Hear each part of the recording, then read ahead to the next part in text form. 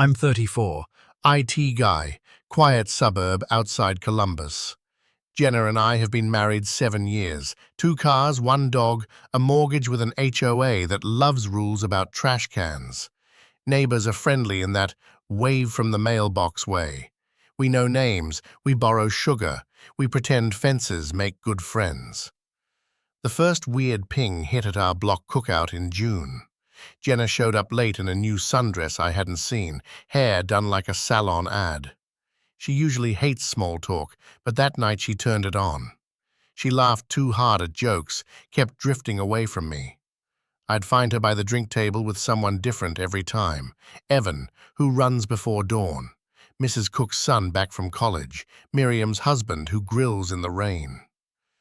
Every time I got close, she'd touch my arm. "Babe, you're hovering," like I was the one acting off. Then the phone stuff started, face down, new passcode. "Work emails," she said, even though she manages a boutique and their work email is just Instagram DMs about return policies.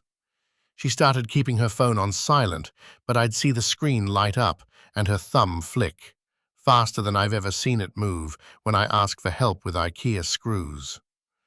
One Tuesday, our Ring camera caught headlights sweeping across the living room at 11:47 p.m. A car paused by the curb and stayed just out of frame.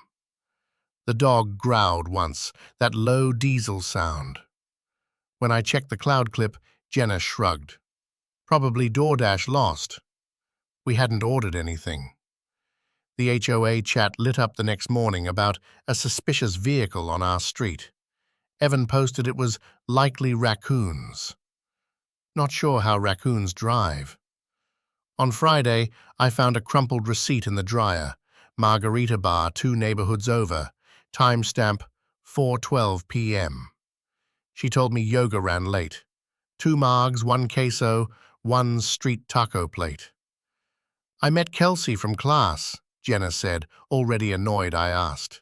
She couldn't spell Kelsey's last name. The kicker was the hoodie. Gray, men's medium, faint cologne I don't wear. It appeared on the back of a kitchen chair after trash night. "Left at the boutique," she said. "Customer forgot it." I checked the pockets, a folded parking stub from our street. That night, the back gate clicked at 1:13 a.m. The porch light flicked once, our motion sensor, then nothing. I was in bed, wide awake, counting the seconds. Jenna whispered in the kitchen, voice low, like she was hiding from the dog. I caught only, "Not now, he's up." The living room floor creaked, then silence. I stared at the ceiling fan until dawn, thinking about every man on our street and which one steps that quietly. I played normal the next morning. Coffee, dog out, trash bins. Jenna was already dressed like she had a meeting with the mayor. She hugged me, quick, stiff. "Busy day, then to call at noon." I nodded. She eyed the hoodie I'd draped on a chair. "Are you seriously keeping that?" I said I'd drop it at Lost and Found. She rolled her eyes. "Whatever, Sherlock." On lunch break, I drove to the margarita bar on the receipt. The bartender recognized Jenna's hair before I finished describing it. "She left fast," he said, wiping a glass. "Guy in a bowl cap paid. Sat outside. Didn't see his face." I asked if the guy sounded young or old. He shrugged. "Local. Good tipper. That help?" Not really. At 3 p.m., flowers showed up. White lilies, our wedding flower, which felt like a punch. No signature, just, "For last Friday. Same time?" Jenna read the card and laughed like it was a prank. "A vendor. They send corny stuff." She shoved the bouquet into the trash like it was rotten. The smell followed me around the kitchen. I told her I had to work late on a release. She made a big show of fake sympathy. "Don't wait up," I said, took my laptop, backed out of the driveway, and parked 2 houses down in the shadow of a maple. 10 minutes later, our porch light bloomed. The back gate clicked, metal on wood, that quick snap. A figure slipped along the fence line, swallowed by the dark. Could have been anyone on our block. Everyone wears hoodies and baseball caps here like uniforms. Right then, the HOA text chain blew up about mail theft. Evan, the runner, jogged past my bumper, sweaty, earbuds in, phone on his arm. He startled when he noticed me. "Dude, you okay?" I lied about a conference call. He smirked. "Romance, spy stuff?" Then he kept running, like that was a normal thing to say. I crept along the side yard. The dog was inside, whining. From the kitchen came a whisper, a chair scrape, and the quick hush of the fridge door sealing. I rang the front bell and fumbled my key loud on purpose. By the time I got in, Jenna was alone at the table, scrolling. "You said you were working," her tone accused. "I forgot my charger," I said. "Who was here?" She didn't blink. "Kelsey, crying. You want to police that too?" I found a blue gym fob under the couch when I bent to plug in the charger that I didn't need. Not ours. Local logo. I slipped it into my pocket. At 12:07 a.m., my phone buzzed from an unknown number. "Gate." I looked out. The fence slat by the maple shivered once, then went still. I texted back, "Who is this?" 3 dots, then nothing. I stepped onto the porch in socks, breath fogging, listening for anything beyond sprinklers and a far train. The fence slat by the maple twitched again, like someone testing it. I snapped a photo, killed the porch light and waited. No one moved. At 7 a.m., I pretended normal again. Jenna was chipper in that fake way she uses with customers. "You slept weird," she said, like it was my fault the night had teeth. I asked about plans. Yoga, vendor call, maybe drinks with Kelsey if her boyfriend does his tantrum thing. She rubbed my arm and slid past me to the sink. I sniffed the gray hoodie. Gone. "Took it to Goodwill," she said before I asked. "You're welcome." On my commute, I detoured to Iron Forge Fitness, the logo on the blue fob. The desk guy scanned it. Beep. He smiled like we were old friends. "Forgot your ID again?" I shrugged like that's my bit. "Left it in the car." He went to grab a towel. I craned to see the screen. Member, guest access, house account. Name field blanked. "Who's the house account?" I asked. "Manager comp," he said, suddenly corporate. "Enjoy your workout." Inside, Evan was racking weights, earbuds in. He saw me in the mirror, did a small nod, no chat. On the treadmills, Miriam's husband in a faded college tee.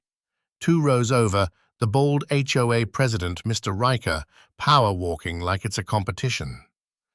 Too many neighbors, not enough answers. Outside, my phone buzzed. Unknown again. "Tonight? Same time. Use the side." I typed, "Not safe. H is suspicious." The reply was instant. "He's always suspicious."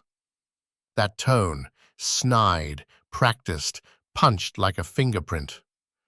I saved the number as gate and blocked nothing. I set a trap. Baby powder dusted in a thin line inside the back door, a dab on the latch. I wedged the fence slat so it would squeak. I told Jenna I'd be at the office late again.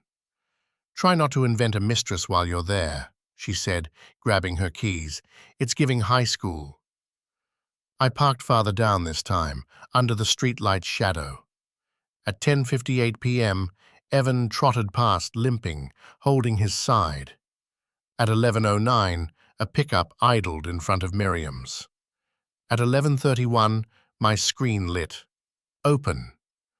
The side gates squealed like a busted violin, then clicked. I sprinted.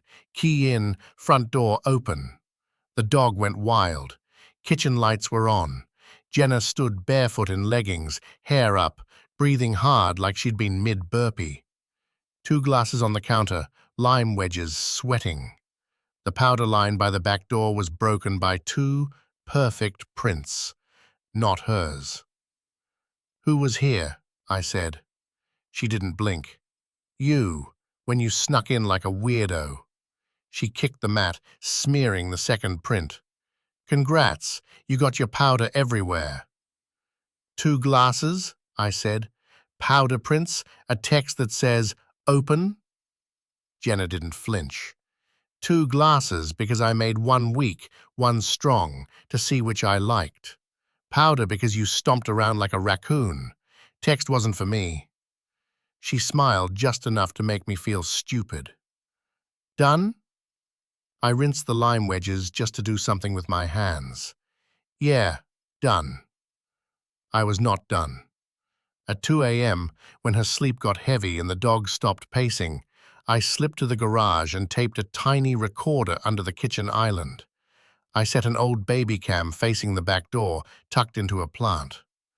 I swapped our boring doormat for the one from the guest room that leaves a perfect grid pattern on bare feet. I dusted the gate latch again, thin, invisible. Morning, Jenna stretched and yawned like she'd PR'd honesty.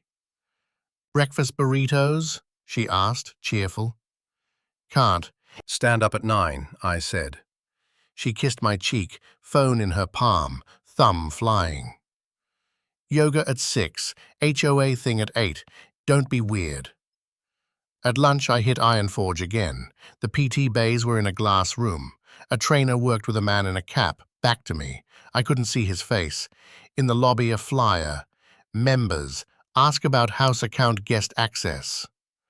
No names, just a QR. I scanned it. It led nowhere useful. Back home, our shared iPad flashed open on the counter. Calendar ping. PT 11:30 on Friday. Who puts a taco emoji next to physical therapy? I clicked details. No invitees listed. Location, blank. I took a screenshot and emailed it to myself. At 5:52 p.m., Jenna texted, "Going straight to HOA from yoga, don't wait up." The Babycam app showed our empty kitchen. The Recorder app ticked silence. I parked on the corner near Riker's place where the meeting was. The cul-de-sac was already clogged with Priuses and one loud truck. Inside, folding chairs, Costco cookies, Riker in a polo acting like a senator. Evan leaned against the wall, rubbing his calf. Miriam's husband waved me over, offered a cookie. "You okay, man? You look keyed up." During mail theft updates, Jenna slipped out to call a vendor. I followed 2 beats later, head down like I was peeing. The side of Riker's house is a narrow alley of trash cans and a humming AC unit. I heard whispers, fast, low. A soft laugh, hers. A second voice, pitched low, the kind guys use when they want to sound cooler than they are. I turned the corner. Empty walkway. Gate half cracked. The smell of cologne I don't wear. Back inside, Riker asked for volunteers for night watch. Evan raised a hand. So did Miriam's husband. So did I. When we got home, I checked the baby cam. At 7:14 p.m., while I was at the meeting and Jenna was calling a vendor, a shadow crossed our kitchen. Bare feet on the grid doormat. Quick, confident. The camera didn't catch a face, just calves, light hair, a small scar above the right ankle. Male. He moved like he knew our layout. I checked the recorder. A whisper. "You've got 6 minutes." Then the fridge door. Then a faint clink of glass. Then Jenna's voice on speakerphone. Tinny. "Use the side. He's at Riker's pretending to care about mail." I went to the back gate. The latch had 2 clean finger swipes through the powder. On the ground, something small gleamed. A key. Brass, flat, with a red heat shrink tag. Not to our house. Not to any lock I recognized. On the tag in smudged Sharpie. B3. I took the key to Iron Forge because B3 sounded like a locker, not a love poem. The gym's open late. The kid at the desk didn't look up. Rows of grey metal lockers ran A through D. I found B. Locker 3 had a tiny brass face. My key slid in like it had been home for years. Inside, travel cologne, cheap. A black silicone wedding band. A folded sticky note. Friday 4:10, Wednesday 11:30 PT. Side squeaks / cap on. Under that, a prepaid flip phone, off. One more thing, a little garage remote with blue tape over the brand, no name anywhere. I snapped photos, then pressed the phone's power. Lock screen had no picture, just time, no passcode. Messages opened to one thread, labeled J. The tone matched the texts I'd seen. Short, smug. Park past mailboxes. Gate squeaks. He buys the vendor thing. Timestamps lined up with our nights. I wanted to pocket the phone. I didn't. I put it back, shut the door, locked it, wiped my prints with my shirt. Footsteps. I ducked around the corner. Someone stopped at B row, keys jingling. I watched the reflection in the glass of the PT room. Broad shoulders, cap, hoodie, could have been half the neighborhood. He opened a locker, B7 maybe, grabbed something, left. I saw only calves and a right ankle scar like the one in my kitchen clip. My throat went dry. Back home, the baby cam was dead. Plug yanked. The recorder under the island had a new problem. Full silence. Someone had found it and pressed stop. The doormat grid had one clean set of prints, not Jenna's. Jenna swanned in at 10:30, hair damp, like yoga turned into a shower somewhere else. "How was Hoqua Cop school?" she said, grabbing water. I asked where she showered. "Studio." "The studio doesn't have showers." I know because I called once to ask about guest passes. She saw my look and snorted. "You're exhausting." I walked the dog with the garage remote in my pocket. Curiosity beat sense. I clicked it once near Evan's place. Nothing. Near Miriam's? A garage light flickered, then died. Could have been motion. Could have been my heartbeat. I clicked again by Riker's. His porch camera chirped, "Recording!" I tucked the remote away. The dog stared at me like I'd lost it. At 11:41. "Gate?" buzzed my phone. I answered. Wind. A squeak. My squeak. I ran to the kitchen. The side door was open 2 inches. "Hello?" I called into my own yard like an idiot. A shadow cut across the fence and hopped into the cook's. Fast. Silent. Runner fast. I sprinted outside, bare feet on cold concrete. A motion light flared at Evans, another at Miriam's. Somewhere a TV played baseball highlights, volume low. I caught a whiff of that cheap cologne. By the time I hit the alley, it was empty. Back inside, on the table, a lime wedge and 2 wet rings on the wood where glasses had sat.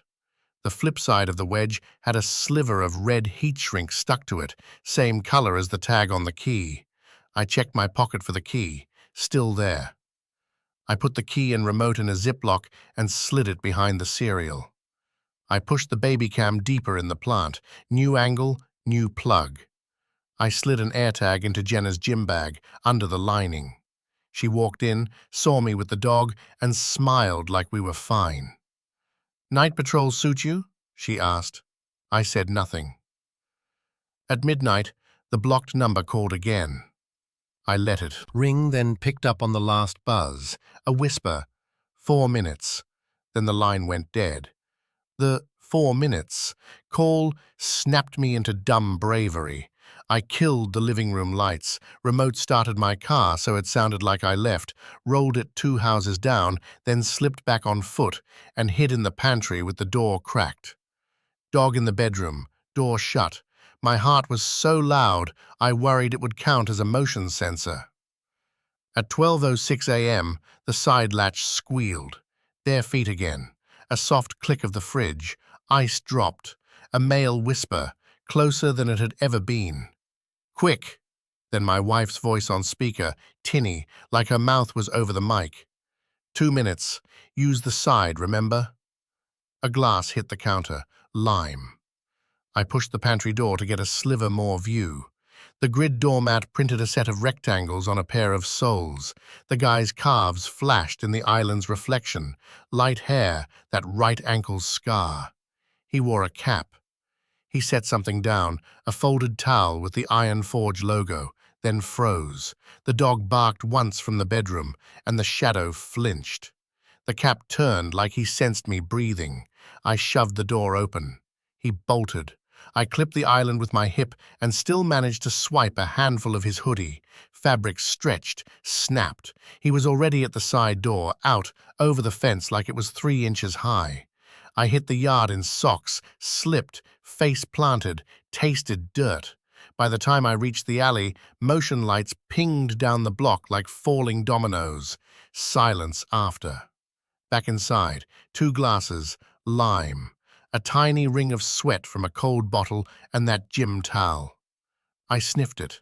Same cheap cologne. I bagged it with the key and the remote. My phone buzzed. The AirTag I'd hidden in Jenna's bag woke up. Item moving with you. It showed a dot 2 miles west, not at yoga, not at home, near the strip mall behind Iron Forge. I drove. The dot drifted behind the nail salon, past a chain-link fence, into a row of storage garages with keypad gates. The blue-taped remote in my pocket itched. I clicked it. The third bay light flicked on. A roll-up rattled halfway, then stuck. Unit B3 was stenciled on the concrete. My key. B3. I swallowed and slid under the half door. Inside, a cheap rug, a cooler with melted ice, 2 margarita glasses, a blanket-folded military neat, and a stack of disposable gym towels. On a hook, a second cap. On a crate, a bottle of that dollar store cologne and a phone charger for the exact flip model I'd found in the locker. I took fast photos. The AirTag dot was 5 feet from me. Jenna's bag? Headlights swept the far wall. I killed my phone screen and crouched.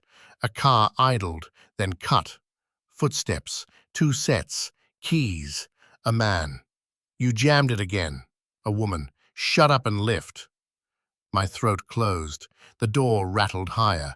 I slid behind the cooler and held my breath. Then a different sound. Sirens far off, growing. The footsteps stopped. A hissed swear. The door dropped. Tires kicked gravel.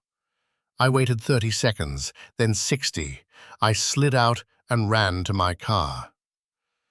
In my mirror, a dark SUV turned out of the lot with its lights off. I couldn't see the driver. Back home, the AirTag dot jumped, east this time, then vanished. Jenna texted at 12:51. Kelsey meltdown, crashing on her couch, don't wait up. The storage unit dust clung to my knees.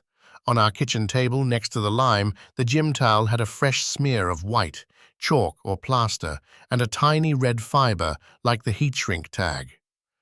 I put it under a glass. I stared at it until sunrise. I slept 2 hours. Jenna made waffles, kissed my cheek, asked me to grab seltzer later, like last night never happened. Daylight check, the storage lot. B3's door had a fresh scrape. I rented B4 for a week. Cash. Inside, I planted a cheap trail cam at ankle height through a divider crack aimed at B3's floor. Slid an AirTag into the cooler handle under the wall. Iron Forge at lunch. Locker B3 still opened with my key. Flip phone gone. Silicon wedding band still there. New note. House account suspended. Text only. Pool? Lobby flyer. Riverview HOA. Pool reopens Friday. Noted. Home prep. UV lotion on side latch and knob. A dusting on the fence slat. New recorder under the island. Baby cam inside a cereal box. The ziplock, key, remote, towel, tucked into the attic hatch lip. HOA patrol at dusk. Riker handed out vests. I got paired with Evan. He limped, calf strain, and asked if Jenna and I were fine. I gave him nothing. Mid-loop, My phone pinged. AirTag detected near you. Path showed from the storage lot toward our street. I peeled off. House dark, motion alert hot. Inside, fresh grid prints on the mat, 2 sweating glasses on the counter. I killed the lights and hit the knob with UV. It glowed, faint footprints tracked from door to sink and back out the gate. Lights on. Jenna walked in from the garage, hair damp. "Kelsey meltdown," she said before I asked. I held up the UV. She smirked. "You did that." Doorbell. Riker with clipboards. Under his sock line, right ankle showed a crescent scar. He caught my stare. "Deck step got me," he said, then cheerfully added, "Pool hours to patrol." My phone buzzed again. Trail cam push. B3's floor strip. 2 sets of bare feet. One had that crescent scar. A cap dropped into frame, then a towel whisked it away. In the freeze, a calf edge and a loop with red heat shrink on a key ring. Text from gate. House account dead. New plan. Pool house, same time. Pool house, same time. Fine. I pulled up the HOA emails. Riker had sent a reopening blast with a temporary code for residents, 0719. I drove over at dusk with a toolbox like I belonged. The side gate latch was loose. I dabbed it with UV lotion. Inside the pump room, I tucked a key fob recorder behind a vent and a pin cam and a fake smoke detector I'd bought that afternoon. Fishing line across the side door at ankle height. If it snapped, I'd know. I texted Jenna. "Patrol 11-1 with Evan." She replied a thumbs up and a heart. The AirTag in her gym bag pinged stationary at Kelsey's until 11:38, then began sliding toward the pool. I parked 2 blocks away and slipped in at 11:50. Lights on the deck were dim. The pump room hummed. I hid behind stacked chaise lounges with a view of the pool house door. At 12:02, the fishing line ticked. Soft steps. The keypad beeped. 0719. Door opened. 2 silhouettes. Her whisper, "Fast." His voice low. "Card's dead." A cap, hoodie, calves with light hair. When he shifted, moonlight cut a crescent at his right ankle. Same scar. Could be half the block. My throat went dry anyway. They moved toward the kitchenette. A bottle clinked. Lime hit plastic. He laughed once, short. I raised my phone for a still. The deck light flickered, then the pump coughed. I flinched, nudged a folded lounger. Metals squealed. Their heads snapped. "Someone here," the man said. I slid deeper behind chairs, inching toward the pump room door. The dog back home wasn't here to blow my cover. I hit the wall alarm button with my elbow. Siren, strobes. They bolted. The cap skimmed the tiles. A hand snatched it. They pushed out the side. The fishing line snapped clean. I caught one more detail as the door swung, a gym towel over his shoulder, Iron Forge logo. I killed the alarm and grabbed what they left. A wet HOA access card on the counter with the label half rubbed off. The line still visible. Riverview, Unit 12-. We have 12B through 12E on our street. 4 suspects, not 1. My phone rang. Riker. "Pool alarm tripped. You on patrol?" I stared at the access card dripping on my palm. "Checked it. False alarm," I said. "Probably sensor." He paused. "Copy that." I sent the pin cam clip to my email. Just outlines and a band of light across a right ankle. No face. Home at 12:47. Jenna was asleep on top of the covers, makeup perfect, phone face down. The AirTag dot was in our garage. I opened her trunk for tools. A folded pool wristband sat in the spare tire well, red heat shrink tied to the clasp. My phone buzzed. Unknown. A blurry photo of me crouched by the pump room, time-stamped 12:03. "Stay cute, detective," the text said. "New plan tomorrow." I didn't sleep. I forwarded the taunt photo to my work phone, pulled EXIF, scrubbed. I texted back. When? Reply. Daylight. Stop hiding. I checked the HOA directory. Street numbers 12B-12E, Evan 12B, the Cook's College Kids subletting 12C, Miriam's Place 12D, Riker 12E. All four fit the footprint, the towel, the cap. I boxed 4 decoys, delivered packages with glitter powder tucked in the seam and a Bluetooth tag, set one on each porch, rang, left, someone would move one. At 10:41 a.m., 12C's box pinged, then 12E's, then both stopped. Cameras? Nothing. Power flickered street-wide for 8 minutes. Every ring went offline. Convenient. I messaged the HOA chat. Out of town till Sunday. Anyone cover my patrol shift? Thumbs ups stacked. Jenna saw it and texted a smiley. I parked 2 blocks away instead of leaving. 11:28. AirTag in Jenna's gym bag woke and slid toward Iron Forge. I drove. In the PT bay, Evan on a table getting his calf taped, hoodie draped over a chair, cap on the bench. Through the glass, Riker power walked the track, phone to ear. Miriam's husband swam lazy laps in the pool. All 3 in play. My phone buzzed. Trail cam alert from B3. Feet, towel, cap. I left Iron Forge, took side streets. At the lot, my rented B4 was untouched. B3's door showed fresh scrapes and a damp strip under the divider. Inside B4, the crack view gave me a partial, a cooler sliding, a gym towel, the edge of a cap brim.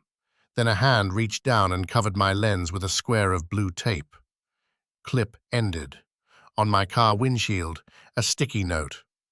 Your glitter is cute. A smear of glitter dust sparkled on the corner.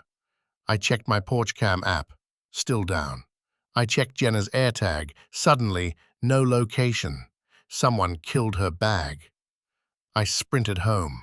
Front door locked, side gate ajar. Inside, steam in the guest bath and that cheap cologne. A wet Iron Forge towel on the rack. Grid from our doormat imprinted on the soles. Jenna's voice floated from the bedroom. Babe? She stepped out in a robe, hair damp. I came home to shower. Yoga heater broke. I opened the guest hamper. On top, a cap. Iron Forge logo, no initials. Under it, my Ziploc from the attic, empty. Key, remote, red fiber, all gone. The hatch was still closed, but dusty fingerprints marked the trim. Someone used a ladder, then wiped it sloppily. Doorbell. Police. We got a call about a possible break-in, the officer said, eyes on my half-torn window screen. Riker stood behind him, hands in pockets, ankle scar flashing. Saw your side gate open, he added. Figured I'd help. While the officer took notes, my phone buzzed. Unknown number with a live photo of my attic hatch from 5 minutes ago. In the short motion, a hand flashes, male, tan, no ring. Then the frame pans to our bedroom door. The text. You're always 10 seconds late. I walked the officer out, shut the door, and told Jenna we were done pretending. Tonight, I said, I'm setting a meeting. You, me, and whoever keeps using our side gate. She folded her arms. You first, she said. Pick a name. I couldn't. Evan. Riker. Miriam's husband. 12C. All possible. All with alibis. Unknown text again. Final plan. Midnight. Your kitchen. Alone. I told Jenna, go stay with Kelsey. I need the house quiet. She shrugged like it was a favor to me and left with her gym bag. I set everything. Baby cam in the plant, pin mic under the island, UV on the side knob, thin flower line by the gate, phone on record in my pocket. I killed the lights and sat at the table with one glass poured and one empty. Midnight. 12:01. 3 taps on the fence. The latch squealed. Bare feet on the grid mat. Cheap cologne. A cap brim first, then a hoodie shadow. He paused like he could feel my eyes. The right ankle flashed, but sock covered the scar line. He lifted the second glass, sniffed, grinned. "Alone," he said, voice low. Could be anyone pretending to be anyone. "Name," I said. He set the glass down. "You don't want that." I lunged. We slammed the island. The cap skidded. I grabbed his sleeve. It tore at the seam. He twisted, fast, wrestler quick, shoved me into the fridge and slipped to the side door. I clawed for him and caught a key ring, a split second of metal in my palm, red heat shrink. Then he yanked free and was gone over the fence in one smooth hop. Motion lights bloomed down the alley. Doorbell. I opened it with my chest heaving. Evan stood there in running shorts, calf taped, no hoodie. "You texted come by," he said, showing a screen. "Same thread name as the gate? Number." Second knock. Riker with a flashlight and that HOA smile. "Alarm on my app," he said. His socks slid, and the crescent scar peaked. He didn't hide it. Third, Miriam's husband, hair wet, pool bag on his shoulder. "Package mix-up," he said, holding one of my glitter boxes.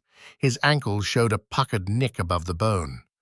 Behind them, 12C's kid shuffled up barefoot with a cap in his hand, the Iron Forge logo. "Found this by your gate," he said, eyes big. "All 4 on my porch, all 4 with reasons." My kitchen reeked of cologne and lime. My phone pinged from the plant cam, a freeze of the scuffle, no face, just a forearm, tan, veiny, no ring. Another ping from the storage trail cam, B3 empty, cooler gone. A text hit right after with a live photo from inside the pool house. 2 glasses, someone's hands sliding a silicone ring across the counter. The caption, "Wrong house, right time." Jenna walked up the driveway then, keys in hand, hoodie on, calm like a customer just parked crooked. "Everything okay?" she asked the group. Evan looked at her. Riker looked at me. Miriam's husband looked at the cap. 12C rubbed his ankle on the step. I checked my palm. A scrap of red heat shrink stuck to my skin. Useless without the key. I told them thanks, nothing to see. Good night. I closed the door. Jenna locked it behind me, too fast, too practiced. "You done?" she said. I picked up my bag. "Yeah," I said. "Lawyer on Monday." She smirked. "Over a cap and a towel?" Over the gate, the scent, the texts, the storage unit, the pool, the scar that every man on my block somehow owns. I walked to the bedroom, pulled the suitcase, and didn't look at her. My phone buzzed one more time. A map pin landed on our street, dead center between 12B, 12C, 12D, 12E. Message. Night. I still don't know which door he'll open. I just know it won't be mine.